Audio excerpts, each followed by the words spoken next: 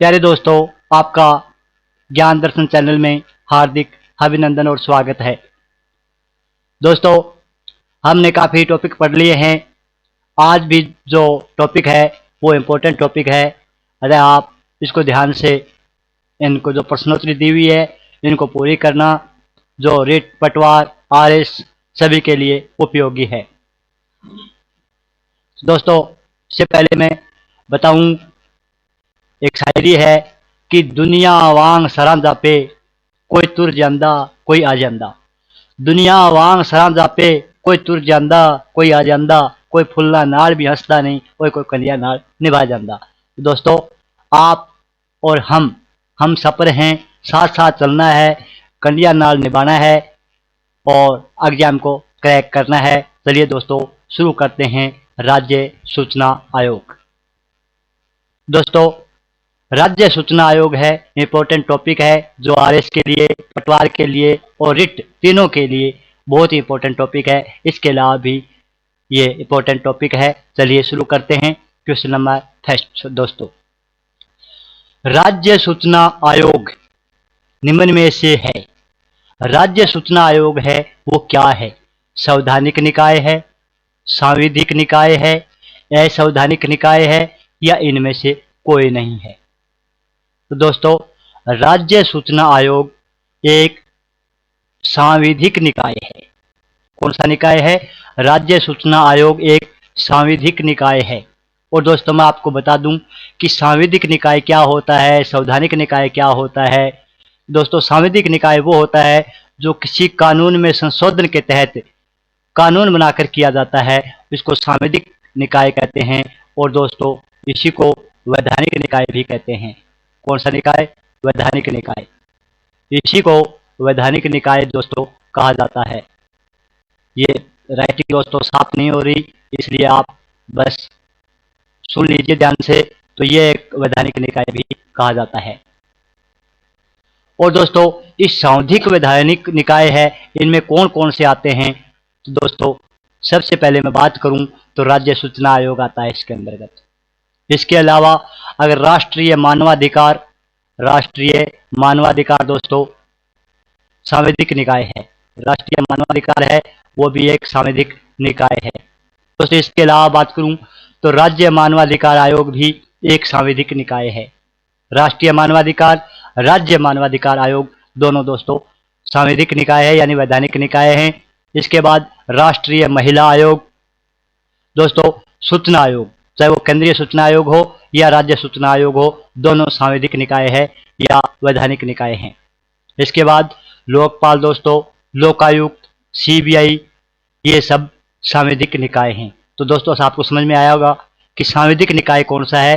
तो सांविधिक निकाय वे होते हैं जो किसी कानून में संशोधन के तहत दोस्तों कानून बनाते हैं, उसमें जो संशोधन होता है और संशोधन के अंतर्गत जो नियम बनते हैं या कोई संस्था की स्थापना होती है दोस्तों, वो होता है सांविधिक निकाय।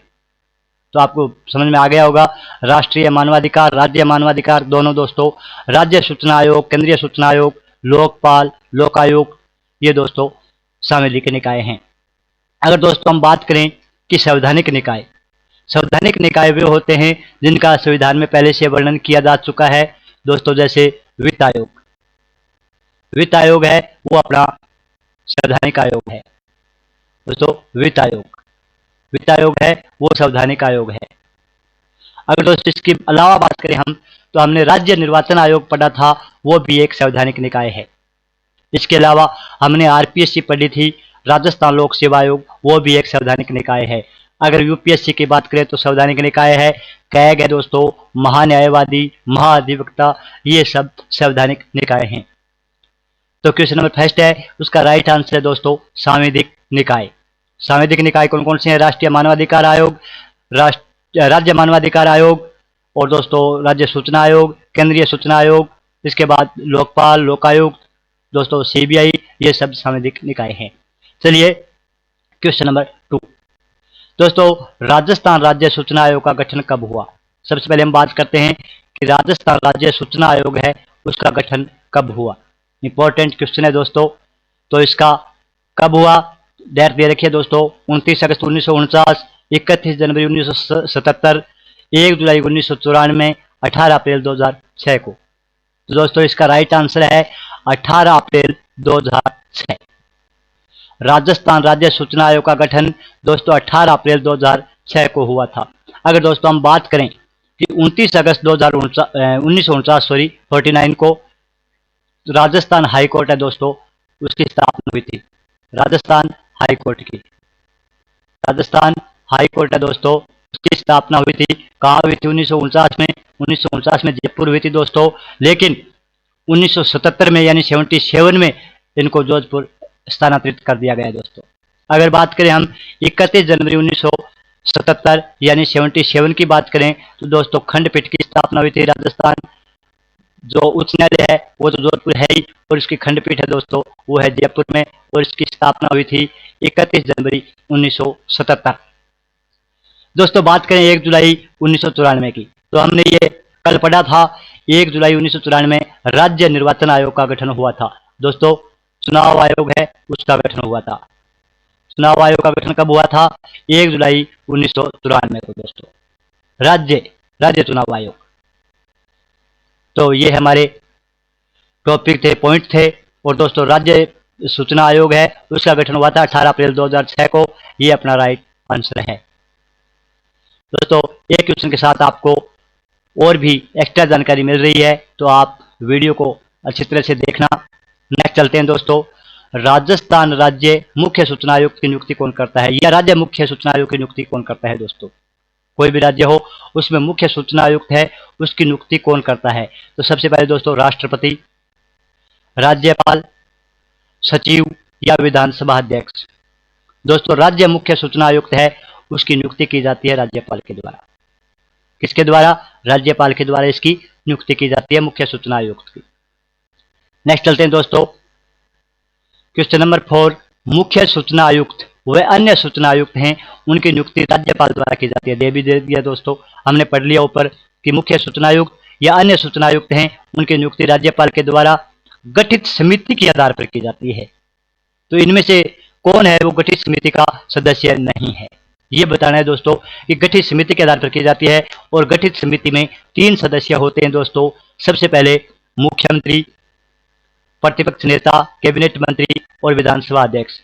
तो दोस्तों इसका राइट आंसर होगा विधानसभा अध्यक्ष, क्योंकि गठित समिति का यह सदस्य नहीं होता। मुख्यमंत्री जो अध्यक्ष होता है दोस्तों, गठित समिति का अध्यक्ष मुख्यमंत्री होता है, और ये इसका राज्यपाल द्वारा गठित समिति है उसका सदस्य होता है मुख्यमंत्री होता है। प्रतिपक्ष का नेता जिसको विपक्ष नेता भी बोलते हैं, और कैबिनेट मंत्री जो सीएम के द्वारा होता है दोस्तों, सीएम के द्वारा नियुक्त होता है। ये तीनों गठित समिति के सदस्य होते हैं, मेंबर होते हैं। नेक्स्ट चलिए दोस्तों, क्वेश्चन नंबर 5 है मुख्य सूचना आयुक्त व अन्य सूचना आयुक्त को शपथ कौन दिलाता है? दोस्तों यहां में याद रखना है कि शपथ कौन दिलाता है? दोस्तों राष्ट्रपति, राज्यपाल, मुख्य न्यायाधीश या सचिव। तो इनको शपथ किसके द्वारा दिलाई जाती है दोस्तों?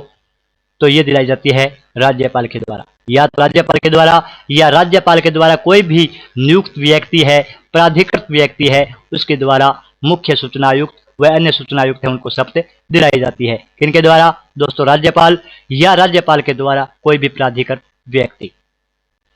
दोस्तों आई होप आपको वीडियो समझ में आ रही होगी, इसलिए आप चैनल को सब्सक्राइब करना ताकि आप सारे वीडियो हैं देख सकें, और एग्जाम की दृष्टि से इंपॉर्टेंट हैं दोस्तों, ताकि आप you can get best marks.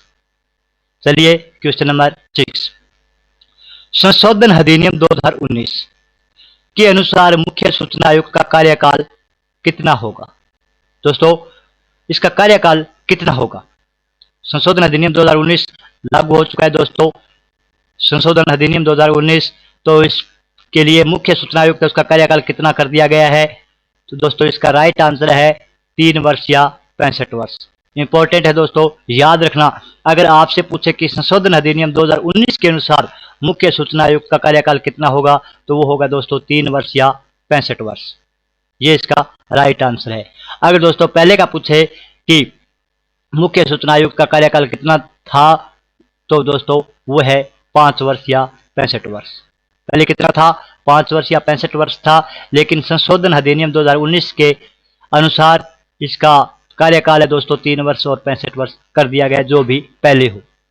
या तो 3 वर्ष पहले हो जाते हैं, अच्छी बात है दोस्तों। अगर 65 वर्ष उम्र हो जाती है तो पहले ही ये पदमुक्त हो जाता है।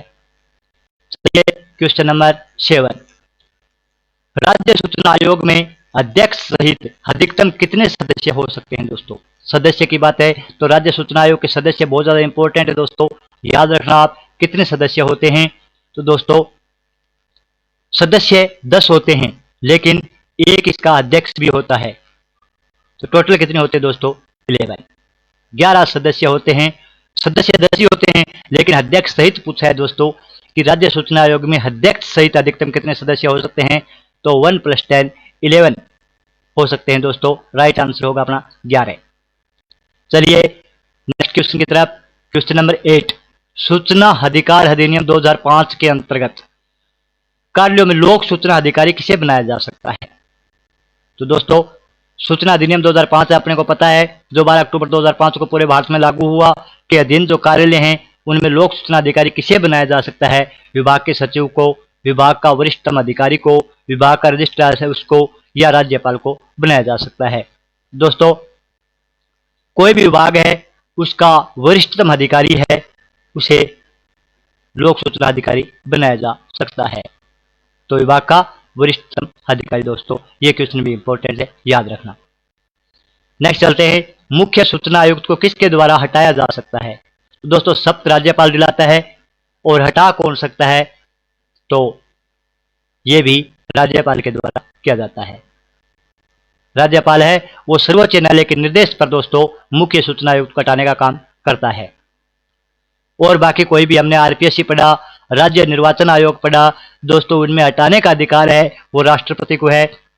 राष्ट्रपति कदाचार के आधार पर सभी को हटा सकता है, लेकिन दोस्तों मुख्य सूचना आयुक्त है उनको हटाने का अधिकार राज्यपाल को ही है, जो सर्वोच्च न्यायालय है उसके निर्देश पर इनको हटाने का काम करता है।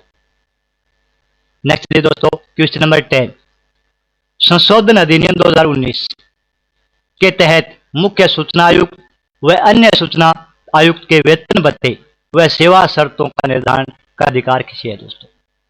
ये बात हो रही है यहाँ दोस्तों संशोधन अधिनियम 2019 की, ये भी ध्यान रखना आप।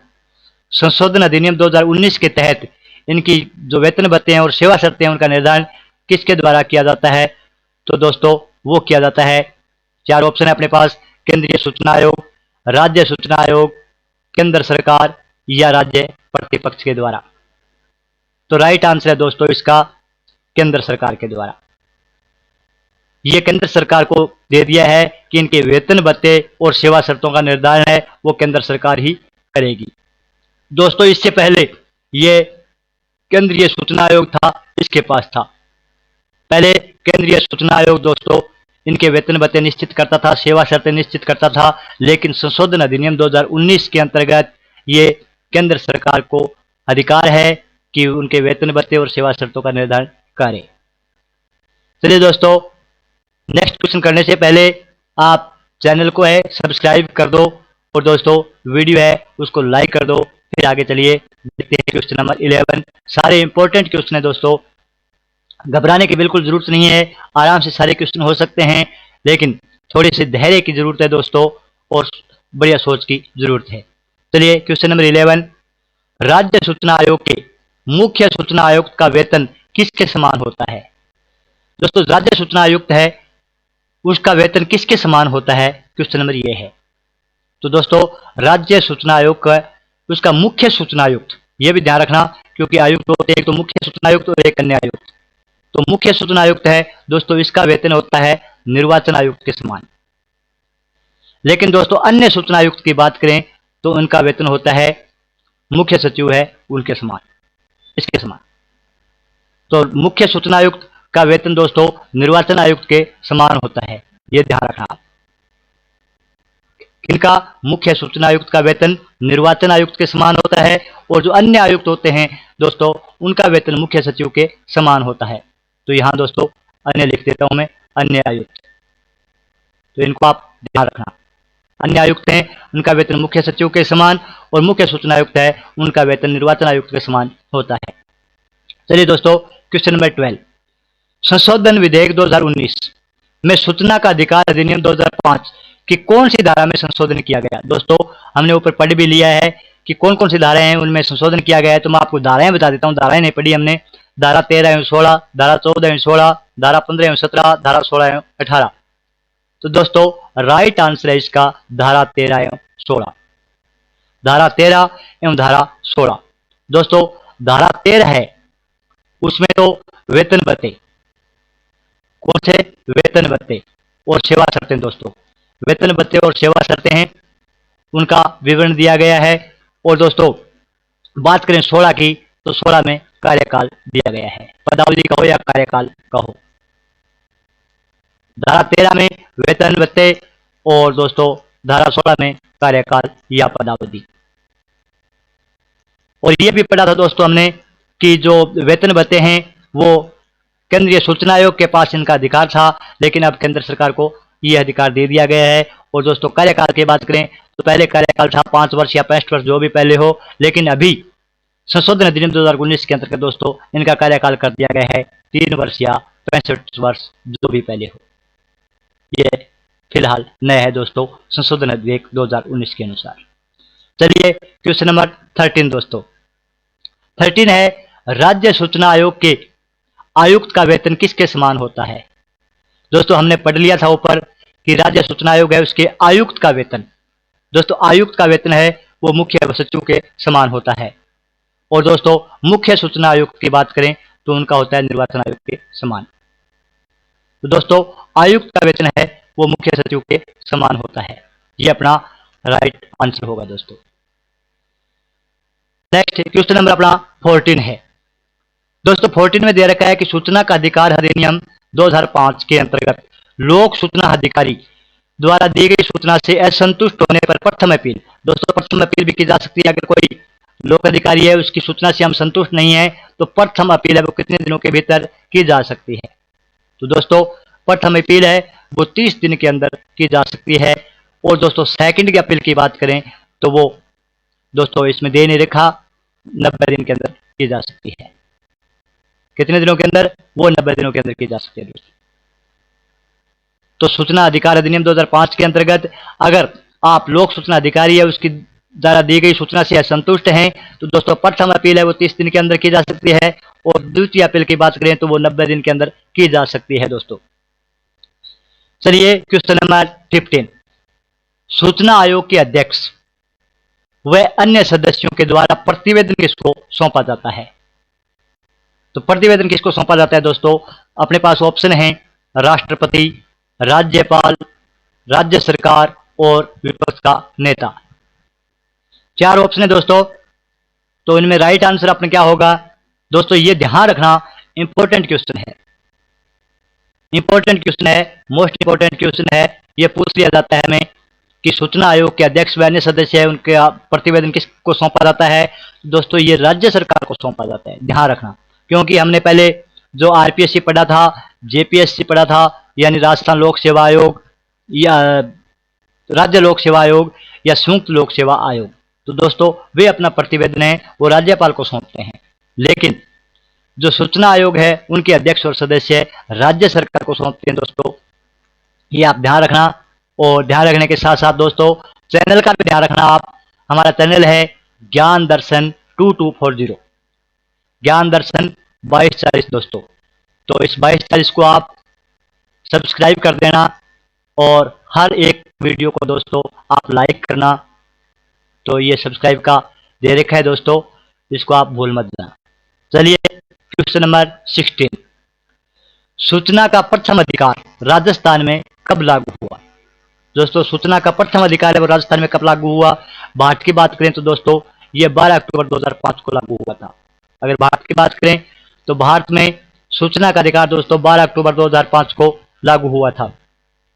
लेकिन राजस्थान की बात करें दोस्तों तो ये 26 जनवरी 2000 को सबसे पहले 26 जनवरी 2000 को लागू हुआ। लेकिन दोस्तों जो सूचना 2005 में शुरू हुई उसके बाद इसको समाप्त कर दिया गया दोस्तों इस 2000 को समाप्त कर दिया गया और नया सूचना का अधिकार अधिनियम 12 अक्टूबर 2005 से लागू हो गया, जो दोस्तों राजस्थान में 18 अप्रैल 2006 से लागू हुआ। तो ध्यान रखना दोस्तों, सूचना का प्रथम अधिकार पूछे कि राजस्थान में कब लागू हुआ, तो वो हुआ 26 जनवरी 2000 को। अगर भारत की बात करें दोस्तों, तो सूचना का अधिकार है 12 अक्टूबर 2005 को लागू हुआ। अगर दोस्तों राजस्थान की बात करें कि सूचना का अधिकार अधिनियम 2005, ये 2005 ही रहेगा दोस्तों। सूचना का अधिकार अधिनियम 2005 राजस्थान में कब लागू किया गया, तो ये किया गया 18 अप्रैल 2006 को। इसके बाद दोस्तों एक डेट दे रखी है हमें 6 अप्रैल 1995। दोस्तों 6 अप्रैल 1995 को अरुणा राय थे, अरुणा राय एक लेडीज है दोस्तों, उन्होंने जन आंदोलन की शुरुआत की थी ब्यावर अजमेर से दोस्तों। कब की थी? 6 अप्रैल 1995 से। और उनको ही हलाल मानकर दोस्तों उनके आंदोलन से प्रेरित होकर सबसे पहले 26 जनवरी 2000 को राजस्थान में सूचना का अधिकार लागू कर दिया गया। लेकिन 12 अक्टूबर 2005 को दोस्तों सूचना का अधिकार अधिनियम 2005 पूरे देश में लागू हो गया। लेकिन दोस्तों पूरे देश में तो लागू हो गया, लेकिन राज्य के भी कुछ नियम होते हैं, राज्य अपनी तरफ से लागू कर सकता है दोस्तों। तो राज्य 18 अप्रैल 2006 को अपना नया दोस्तों सूचना का अधिकार है वो राजस्थान ने बना लिया और लागू किया 18 अप्रैल 2006 को। उसके बाद दोस्तों क्वेश्चन नंबर 17, देश में सूचना का अधिकार अधिनियम लागू करने वाला देश का प्रथम राज्य कौन सा है? तो दोस्तों सूचना का अधिकार अधिनियम लागू करने वाला देश का पहला राज्य राजस्थान है। बगैर सोचे समझे आप राइट टिक कर देना, राजस्थान। तो सूचना का अधिकार अधिनियम लागू करने वाला देश का पहला राज्य राजस्थान है दोस्तों। चलिए क्वेश्चन नंबर 18, सूचना का अधिकार अधिनियम 2005 राजस्थान में कब लागू हुआ? तो दोस्तों हमने ऊपर पढ़ लिया था कि सूचना का अधिकार अधिनियम 2005 राजस्थान में दोस्तों 18 अप्रैल 2006 को लागू हुआ। राजस्थान में कब लागू हुआ? सूचना का अधिकार अधिनियम 2005 18 अप्रैल 2006 को लागू हुआ।